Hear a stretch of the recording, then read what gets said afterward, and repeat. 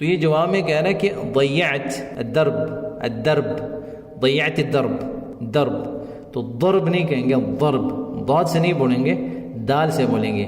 ضیعت شروع میں جو ہے ضاد ہے تو ہم کہیں گے ضیعت، ضیعت الدرب، الدرب، راستہ بھول گیا ہوں یا راستہ نہیں مل رہا.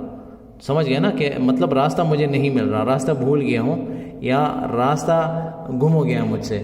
تو راستہ خود تو نہیں گم ہوتا، ہم گم ہو جاتے ہیں.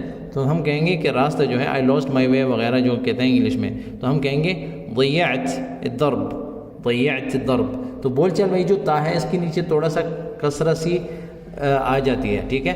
ضیعت ہے اصل میں ضیعت الضرب، فصیحہ میں اگر ہم بولتے ہیں نا ضیعت الضرب، تو دال جو ہے اس کو ہم تھوڑا تشدید سے پڑھیں گے اور با کے اوپر زبر ہوگا، اور تا جو ہے ضیعت وہ پیش آئے گا فصیحہ میں. لیکن بول چال میں ضیعت الضرب تو الضرب آئے گا، الضرب، ضیعت الضرب.